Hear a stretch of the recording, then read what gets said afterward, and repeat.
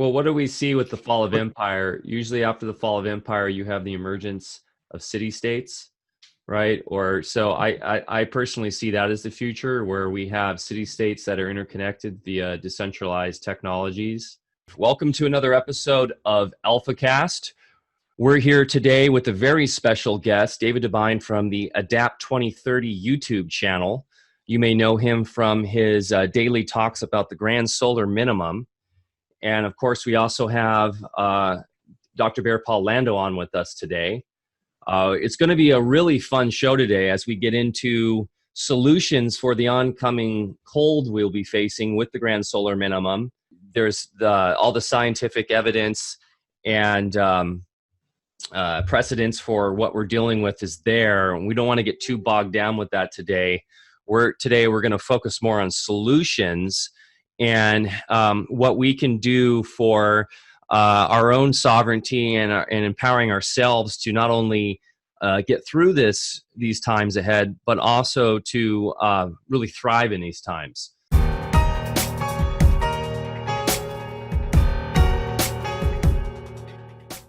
I don't know. It's hard. We're not fortune tellers here, but the takeaway is it's not really healthy to be in the city anyways, for the most part, just the way technology is going and with all the radio magnetic frequencies and everything you're being bombarded with. So if you can get out of the city, it's probably a good thing for now. There's lots of cool towns you can get to that still are very culturally enriched, and you can get cheap property still. So something to really think about. And I think there is kind of a mass evacuation of people in the know that are going out and starting homesteads. It's becoming a really trendy thing to do, and also getting off grid. So yeah, the permaculture is a science unto itself that I think people should geek out on. And related to that, there's the whole Earthship home kind of movement and stuff. And while I'm not a fan of every aspect of that, like reusing tires, which are seeping chemicals into your house, there's a lot of really cool technology. And that's something we talk about entertainment before we started the show, and how it's really tough to watch mainstream television these days because of all the programming built in. So one of the things I've been geeking out a lot on YouTube is there's some great channels where people are going and doing mini documentaries on these alternative living situations where people building, whether it's tiny homes, or the thing for me, it's been the underground homes and the Earthship kind of concepts where they're reusing their gray water and their black water for their plants outside. They're building into using the terrain of their property to build underground for geothermal regulation of temperature. They're capturing water. They're doing much more basic technology of solar. So using the sun's heat, capturing it in a way that's not using solar panels per se, but through much more simpler technologies to warm up their home or to capture that heat. Something as simple as a swamp cooler for cooling.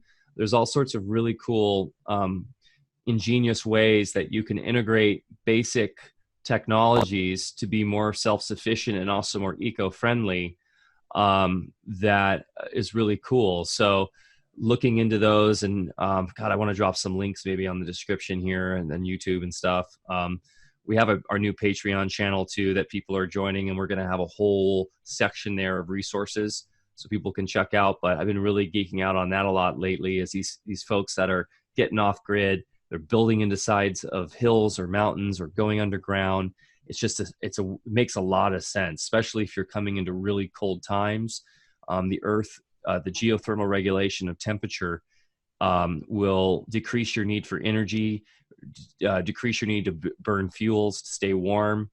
And it's also just a really cool looking home to live in. So these are all things that we can start doing right now, and opting out of there's a lot of people that live in the city because of their career or whatnot, but you have the ability to go remote now.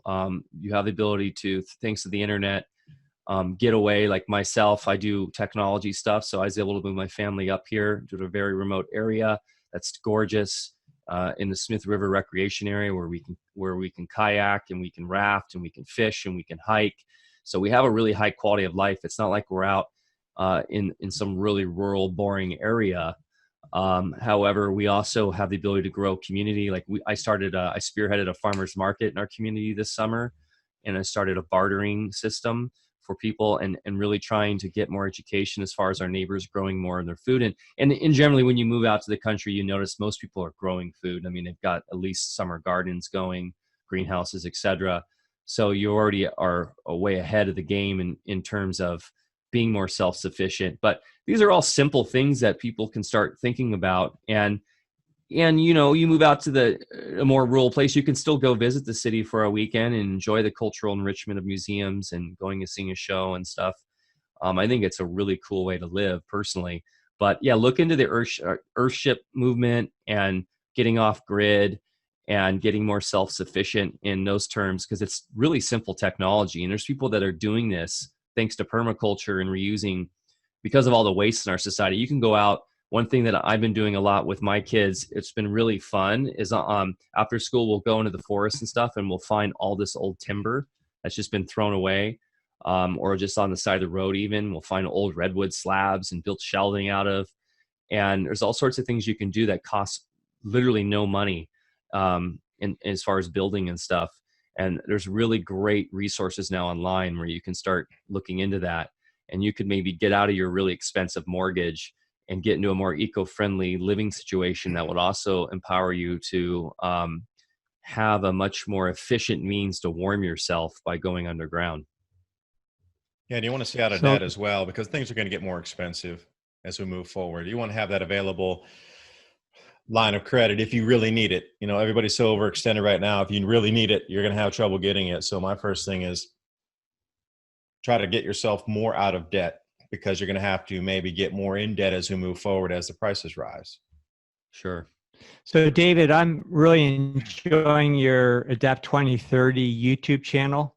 Ever since I discovered you here a few weeks back, is this the best way to just get all of your material, or do you have other websites or things that you could tell us about? I do. I have a website called oilseedcrops.org. And I originally started that when I was looking at Moringa oleifera plantation along with the coffee buying down in Myanmar.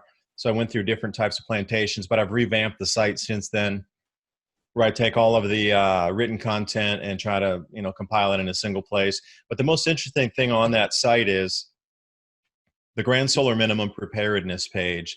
About 120 links inside there that take you all of the science sites, all the data sites, other consolidators of either extreme weather or other types of things happening within our environment that are verifying this Grand Solar Minimum.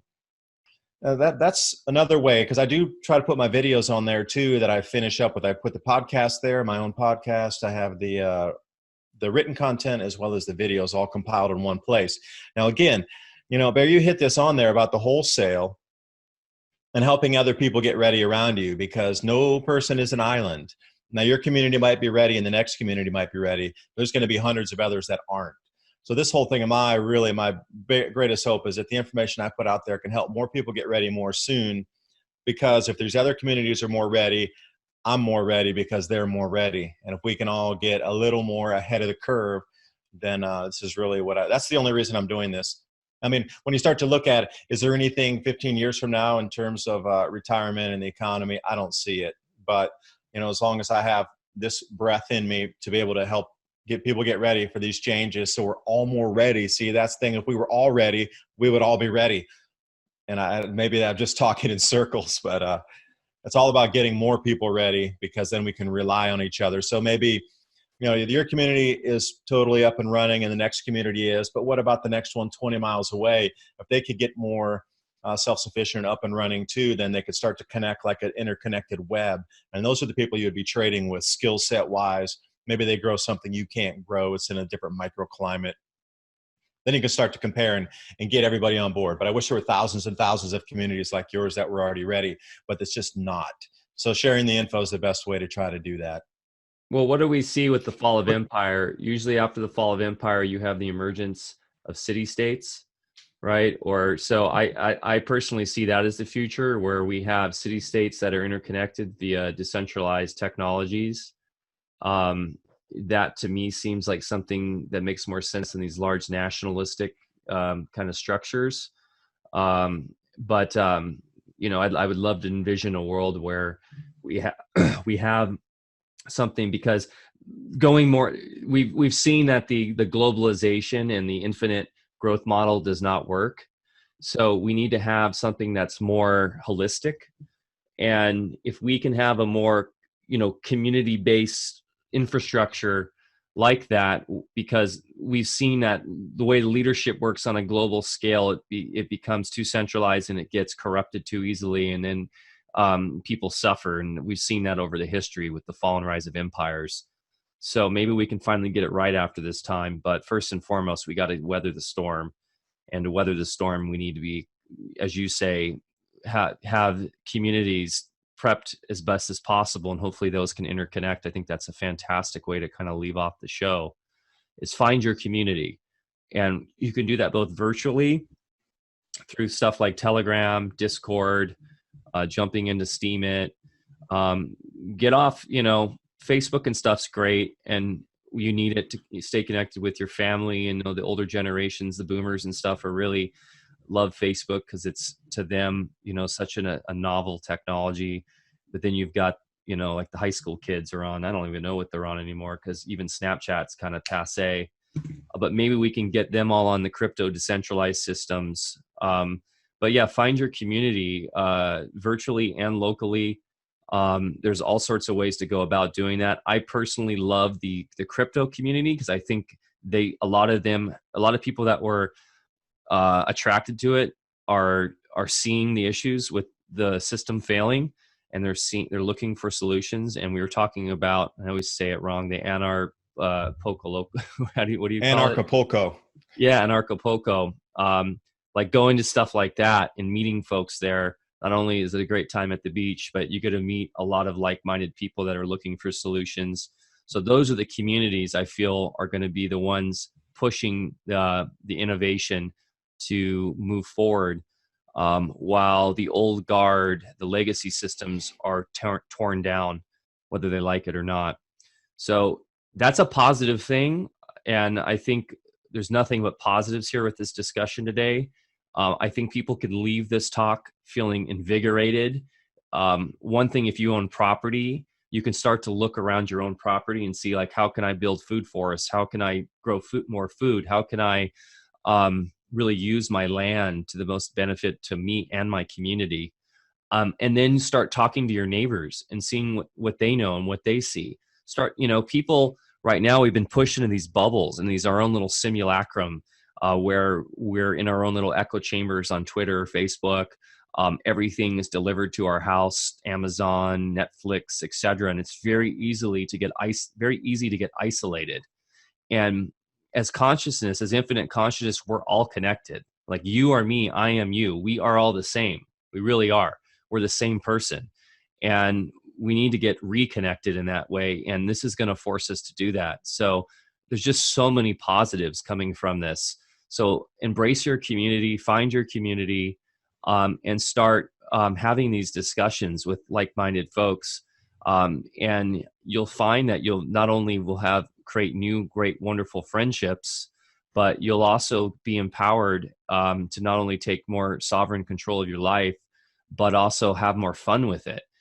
There's nothing more fun for me right now than going out in my garden and on my property and figuring out ways to use what I have to benefit my family and myself and my community. So I'm converting my orchard, for instance, into a food forest. The original owners just had a more traditional orchard with grass all around it, with little, tree plots. And now I'm taking all the grass out and I'm building a food forest in it. Not only will it provide a better ecosystem for animal life and insect life, pollinators, etc., but it'll be fun for myself and my kids and my wife to go in there and play and pick out food. And this is fun stuff. So, yeah, I think that's a great way to leave the conversation today. Any parting words, Dave, for our audience? Thanks for watching. Hope you got something out of the conversation. Well, and I hope to have you back on. I mean, I think, we're really just starting this channel. We're in our infancy right now. and it's been really fun to see it grow. But we are at the very, very beginning of it. And you talk about economic opportunity with where the world's going, and I think Alfa Vedic is a great example of that. Our main business model is we are first and foremost an agricultural company, and we use permaculture to grow our cash crop, if you will, which is Jiao Gu Lan, which I'm sure you're familiar with, David. We're living everywhere over here. The tea is amazing. Again, you talk about a longevity type of plant growing to keep your body in tip-top shape and keep that's it. Yeah, exactly. So we're not only are we growing that for ourselves, but we're growing that for our community and beyond, so that other companies can, in the end, as we go into more bulk sales, have really high quality Jiao Gu Lan to make in their preparations for whatever they're doing. And we use it in our teas and other products with tinctures we're coming out with. But that's an economic model, right? That's something where we can thrive and we can actually do commerce and do really well, because we're providing a product that not only is being grown in an appropriate way, but also will benefit our customers.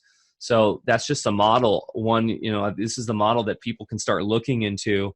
And also just, a huge movement right now is in the urban farming and something my brother-in-law has done successfully in Detroit. And it's something that people can look into. You don't need a lot of space on your property. You got a quarter acre, you got an eighth of an acre, you can grow enough food for an entire neighborhood easily. And you can choose whether you want to get into microgreens or aquaponics or some niche market too. You can actually create your own business and leave your 9-to-5 job, which more and more moving forward is not going to be something that is going to make much sense to folks. Is become an entrepreneur and start and dive into what is often scary for you, but so empowering. Someone who's been an entrepreneur, I've been an entrepreneur for 15 years now. I haven't worked for anybody but myself. It is so empowering to be in control of your economic destiny. So look around your land, and if you can start your own little farm and start growing something that you can take to market, not only are you empowering yourself, but now you're creating a new market for your community, providing more assets for your local farmers market. There's just so many cool things you can do to get off the rat race and to benefit yourself, your family, your community moving forward. So that's my 2 cents on that. Berre, any parting words? No, just thank you to David. You're making a huge difference. You reached a lot of people, and when I watch channels like yourself, it gives me hope that we're not just out here by ourselves. And then when I see all your followers, it just makes me really believe that there is hope for all of us, and there's a lot of people on board thinking the same way. So thank you. The Dollar Vigilante dude. I don't know if you're familiar with him. Yeah, Dave. Jeff Berwick. Yeah, I follow him. Yeah, he's a badass. And he calls it out, doesn't he? That guy, he says things. I'm like, whoa, can't believe he doesn't get stopped at more airports. One thing I love to is travel as well. And God, I would hate, to have to not, with the Grand Solar Minimum to stop the travel. But I feel like you'll still be able to, as long as you're doing the right things and making, doing commerce in a smart way. So, and he's a great example of that. He's traveling all over the world, spreading knowledge about the fall of the dollar and crypto and stuff. And he's a big, he started this, I believe, or he was one of the founders of Acapulco. So I'll link everybody on this. God, I want to get down there. I'm going to make that one of my priorities, is getting there. February 10th through the 20th, 2020. Heck, I'm going to hit him up about DJing down there, because I've been a DJ for 20 years and I do events everywhere. So maybe we can work that in too. But that's something really exciting. I think merging health, alternative science, crypto, all of that's the future. Those are the future big industries. And to be kind of in the center of all that, super exciting. So thanks everybody for joining us today. If you want to follow us, please join us on Telegram. That's probably the best way to join in on our daily conversation, t.me/Alfa Vedic. We're trying to grow that rapidly. You can also find us, all of our social links are on our website, alfavedic.com, which we're doing a massive overhaul of right now, which will actually convert to alfavedic.org. But you can find us on either of those, alfavedic.com currently. That has all of our links to DLive and all of our other social channels. We started our Patreon. And there you can join our co-op. The co-op is something we're still building out, but that's going to be a way to not only get discounts and get more access to information, but also a way to start engaging with us and help us build out this community we're talking about today. So you can join us on Patreon/Alfa Vedic, or just go to our website to find that link. Thanks everybody for joining us today. Have a wonderful day. Take care.